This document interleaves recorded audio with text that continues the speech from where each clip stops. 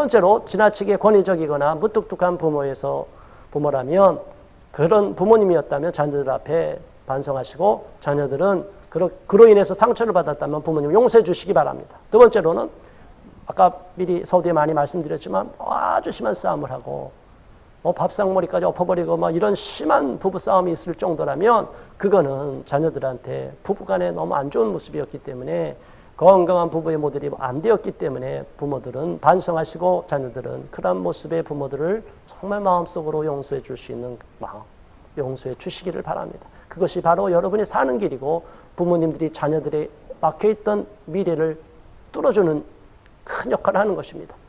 또 생활력이 없는 무능한 아버지 밑에서 자란 자녀들이 참 힘든 딜레마에 빠져 있는 것도 많이 봅니다. 그 아버지에 대한 권위는 인정해 줘야 되지만 무능력한 가족을 돌보지 못한 아버지로 인하여 그 마음속에 그 쓰린 마음, 배신감, 불평, 불만 이거는 막 누적되면 자녀들이 참 성장이 돼도 어렵고 힘든 모습을 보게 됩니다. 자, 어쩔 수 없이 건강이 안 좋아서 또 원치 않는 그러한 실직 상태에 계속 장기간 놓여 있는 경우라면 다른 모습으로 자녀들한테 채워주시기 바랍니다. 다정다감함으로 잘 엄마가 없는 사이에 빈자리도 잘 메꿔주고 그러면 되는데 되게 아버지들이 한국적인 권위적인 가진 아버지는 본인이 무능하고 가정에 아무런 도움을 안 줘도 큰 소리 치고 싶어요. 그러니까 자녀들과 아내는 그러한 권위만 내세우고 실질적으로 가정에 도움을 주지 않는 그 남편과 아버지에 대해서 많이 아빠에 대해서 불만을 갖고 그 권위를 부정해버리고 싶은 마음을 갖게 돼요. 참 이런 경우는 자녀들이 딜레마에 빠집니다. 결혼 문제도 안 풀리게 되고 이성교제도 쉽지 않고 결혼 후에도 또 안 좋은 모습을 보이는 경우가 있습니다. 지나치게 반대로 너무나 아빠가 좋고 그래서 새로운 이성에 대해서 막 별로 끌림이 없고 우리 아빠 같은 사람 없어. 또 자녀들이 이렇게 성장이 돼서 관연한 나이가 되고 결혼훈련 일반적으로 통념상으로 결혼 정년기를 지났음에도 불구하고 우리 딸 집에서 같이 지내면 행복해. 이런 식으로 아빠 품에서만 그냥 폭 안아주고 싶은 부모가 있다면 회개하고 반성하시기 바랍니다. 자녀도 혼사길을 막는 거예요. 또 자녀는 그런 아빠 밑에서 그런 부모 밑에서 그냥 보호받아서 안락한 생활만 누리고 있다면 정말 결혼을 해야 될 때 적극적으로 개입하고 적극적으로 노력해야 될 때 그러한 소극적인 반응을 보일 경우는 나중에는 시간이 지나면 후회하게 되는 일이 발생한다는 거 우리가 유념해 주시기를 바랍니다. 더 나아가서 매사에 간섭하는 부모들이 너무나 많습니다. 여러분 저한테도 결혼 문제 고민해서 상담을 요청하는 부모님들이 많습니다.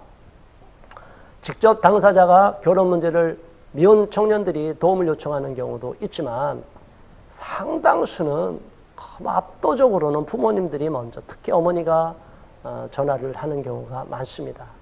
우리가 결혼정보회사 운영하시는 분들 이야기를 제가 들어도 지금까지 대부분은 부모님이 먼저 의뢰를 한다고 합니다. 어머니가 특히 엄마가 의뢰를 하죠. 그런데 어떤 배우자감을 원할까요? 아들이면 자기 마음대로 조종하고 싶은 며느리, 딸이면 남편이 채워주지 못한 그 부분을 갖춘 보상 심리를 갖고 사위로부터 보상받고 싶어 하는 그런 심리를 갖게 돼요.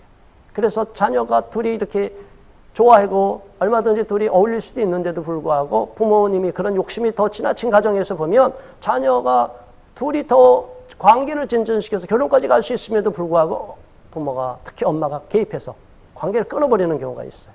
그러면 그 자녀들은 큰 상처를 봅니다. 상처를 겪습니다. 그래서 나이 40이 넘어서도 결혼을 못하고 있는 이런 미혼자들도 제가 상당히 많이 봤습니다. 이건 비극입니다. 모든 문제에는 원인이 있는데 그 원인을 정확하게 발견해내는 것이 전문가고 또 우리 몸에 신체적인 어떤 문제가 있는데 그 원인을 잘 찾아내는 것이 전문의인 것처럼 결혼에 대해서는 이런 깊은 통찰 없이 그냥 돈만 받고 아무나 이렇게 짝 지어주고 내가 누구 아니까 그냥 이렇게 둘이 만나봐 이런 식으로만 끝나서는 안 된다는 것을 제가 발견했습니다. 그래서 저보고 누구 좀 소개시켜 달라고 그러면 저는 그냥 소개시켜주는 그런 영리 목적으로 하는 것도 아니고 저는 그렇게 운영도 안 하고 그럴 자신도 없습니다. 그러나 저와 잘 상담을 받고 좋은 교육을 받아서 스스로가 내면의 힘을 키우고 막혀있던 모든 문제를 풀고 장애 요소를 다 치워버릴 때면 결혼 문제가 스스로 풀어가고 쉽게 결혼에 꼴이 나는 것을 보았어요. 그러니까 저는 고기를 주고자 하는 것이 아니라 고기 잡는 방법을 가르쳐주는 것, 그것이 더 본질적인 문제라는 것을 이 결혼 문제에서 저처럼 현장에서 적용하고 있는 분은 거의 없을 것입니다. 또 이건 쉬운 것도 아닙니다. 왜? 시간이 들어가기 때문이에요. 요즘 현대인들은 시간이 없다는 핑계로 뭘 그렇게 많이 하는지 바빠요. 인생에서 가장 중요한 결혼 문제에도 공부하려고 안 하고 투자 안 합니다. 그리고 엉뚱한 거에만 투자를 많이 해요. 물론 그것도 필요하지만 인생에서 가장 중요할 때 또 결혼에 대해서 결혼 공부를 하는 건 부끄러워할 것도 아니고 내가 몰랐던 영역도 많습니다. 잘 모르는 사람한테 배우는 건 부끄럽지만 내가 미처 몰랐던 부분을 더 많이 아는 전문가한테 직접 배우는 것은 그것은 얼마든지 유익한 것이고 내 인생에 플러스가 되는 것입니다. 그래서 우리는 이런 문제를 잘 살펴봐야 되겠습니다. 아주 사소한 것에도 크게 상처를 받는 예민한 성격의 소유자들도 있는데 부모님이 많이 그럴 경우는 자녀들한테도 불안을 줘요. 또 부부관계에서 어느 한쪽 배우자가 상대방 앞에서 그렇게 불안하고 심리적으로 항상 흔들리면 상대방도 지치게 됩니다.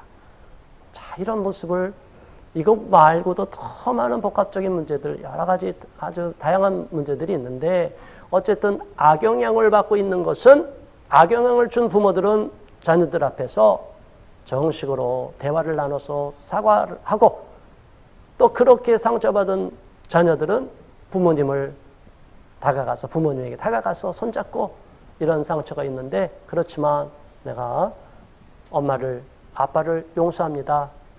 그래요. 제가 이제는 부모한테 더 이상 악영향을 받지 않고 행복한 결혼을 영위해 갈 것이고 또 앞으로 내 인생이 더 행복해질 것입니다. 라고 선언해 주면 부모님들도 마음에 무거웠던 죄책감, 무거웠던 그러한 짐을 벗어 던지리라고 봅니다. 다음 장으로 넘겨주시기 바랍니다.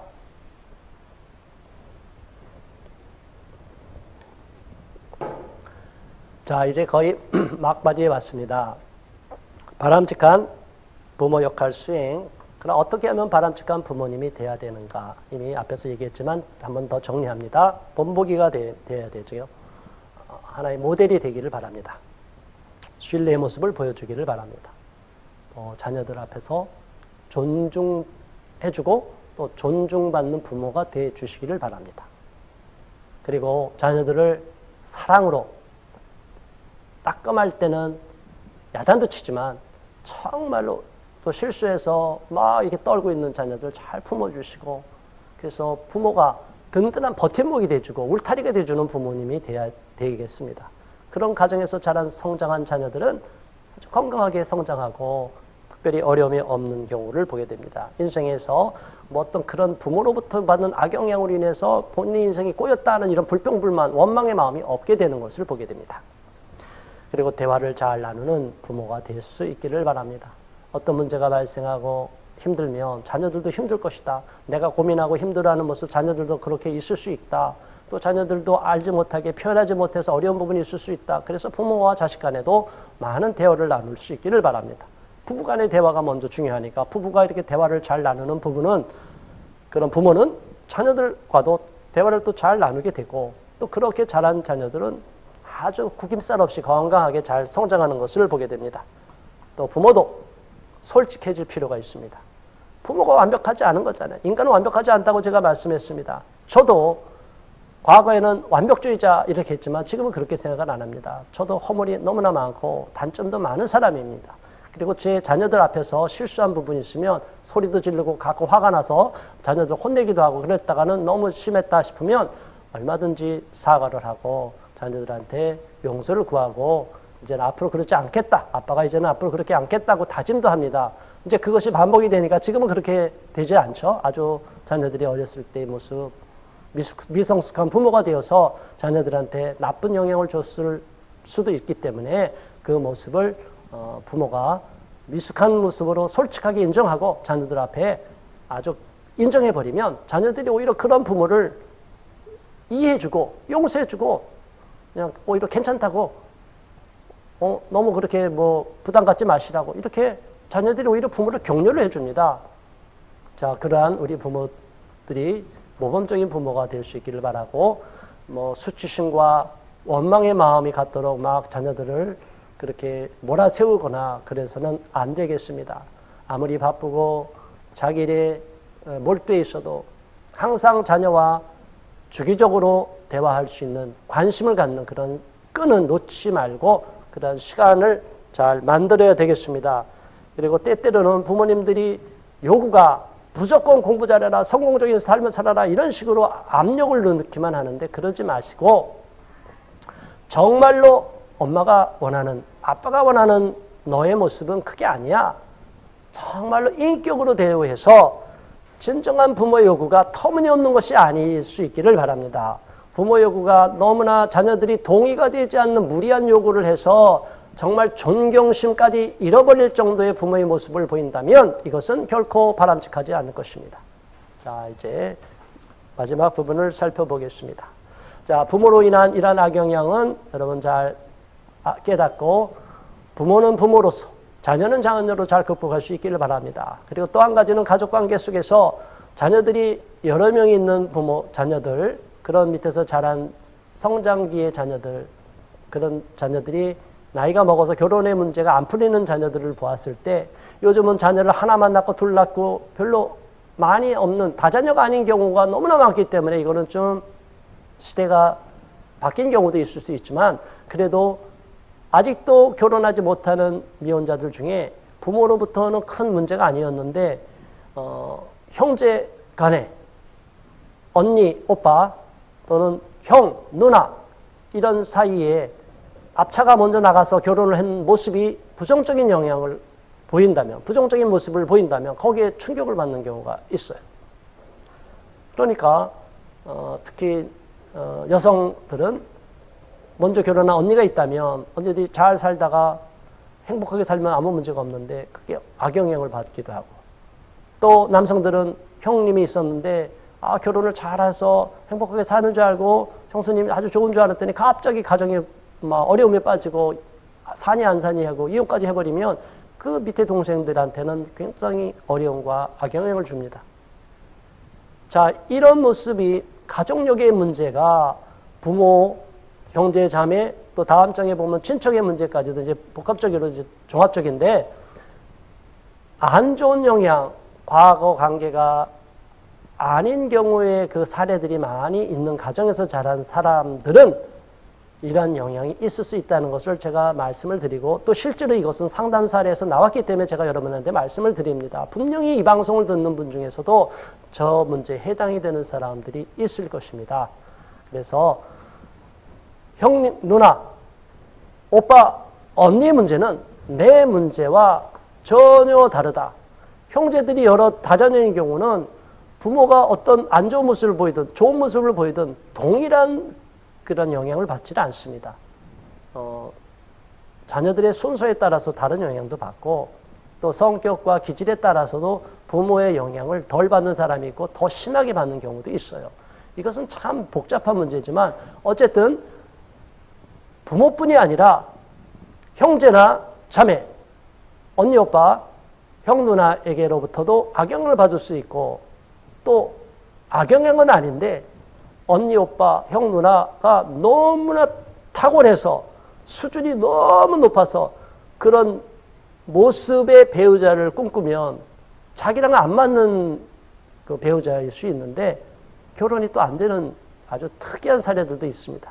자, 어쨌든 친척 중에서도 행복한 결혼이 아니라 불행한 결혼, 불행한 가정의 모습을 많이 보이는 그러한 친척들이 많은 집안 가문을 갖고 있는 자녀들이라면, 그런 미혼자들이라면 여기에도 많이 영향을 받게 됩니다. 그래서 결혼 자체를 두려워하고 이성 필요로 하면서도 이성이 두려워하게 되는 경우를 보게 돼요. 오늘날에 이러한 여러 가지 복합적인 결혼 장애 요소, 본질적인 결혼 장애 요소가 있다는 것을 먼저 알고 나면 문제에 대해서 쉽게 왜 결혼 못해? 왜 이러면 결혼할 건데 이런 너무나 쉬운 처방을 하지 않게 됩니다. 오히려 더 신중해지고 내가 모르는 어떤 문제가 있나 보지? 그러면 어떡합니까? 본인이 다 알 수 있는 범위라면 잘 대화해서 도와주고 본인의 영역이 안 되면 전문가한테 위임하는 위탁 상담, 위임 상담을 할 필요가 있습니다.